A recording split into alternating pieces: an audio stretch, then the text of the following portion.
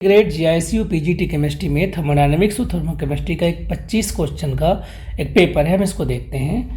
The entropy change for A phase transformation. Entropy change जब होगा phase transformation को, अगर आप देखोगे यहाँ से तो डेल्टा एच अपान टी होता है, तो C is the right answer which is correct. अगर एंडोथर्मिक रिएक्शन है तो हीट वो लेगा, है ना, एक्सोथर्मिक होगा तो हीट देगा। इसका मतलब एंडोथर्मिक में लेस देन जीरो होना चाहिए, तो ए गलत हो गया आपका। डेल्टा एस टोटल जीरो होता नहीं है आपका। Delta S total reversible adiabatic expansion है, कह रहा है एक्सपेंशन है तो बढ़ेगा, तो इस नाते D is the right answer. सबसे इंपॉर्टेंट क्वेश्चन थर्ड है। डिस्ट्रीब्यूशन लॉ जो होता है आपका वो एक्चुअली में C1/C2 होता है। Predict which of the following reaction है पॉजिटिव एंट्रोपी चेंज। जिसमें गैस बन रहा होगा उसमें पॉजिटिव होगा, सॉलिड से गैस तो सेकंड पॉजिटिव होगा, थर्ड में 2 गैस से 3 गैस 4 गैस बन रहा है तो थर्ड भी पॉजिटिव होगा, तो second and third C is the right answer. 2 mole of ideal gas के लिए Cp-Cb NR मतलब 2R होगा, C is the right answer.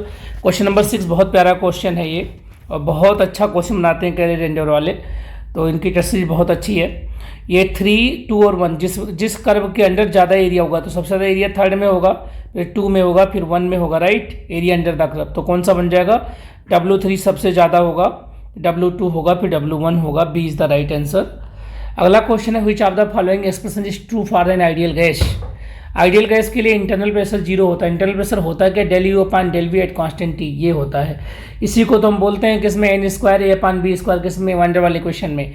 इसमें heat absorb by A system on going through a cyclic process, तो ही cyclic process है ना। Delta U zero होगा तो W और Q बराबर हो जाएंगे, तो एरिया अंडर द कर्व निकालना आपको, ठीक है। तो एरिया अंडर द कर्व कितना हो जाएगा हमारा?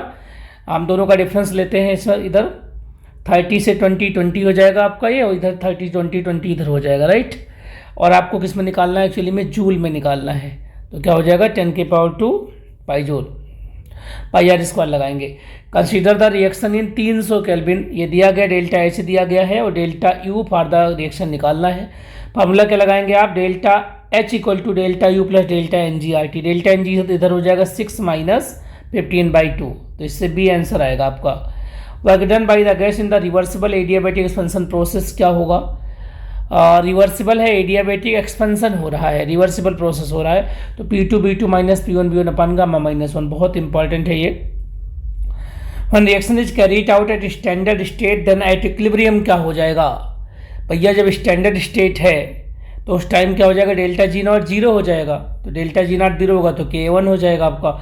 एन इमेजिनरी रिएक्शन है X से Y takes place in the 3 step, तो SS ला लगा दो, टोटल सम जो हो जाएगा आपका, तो इसमें देखिए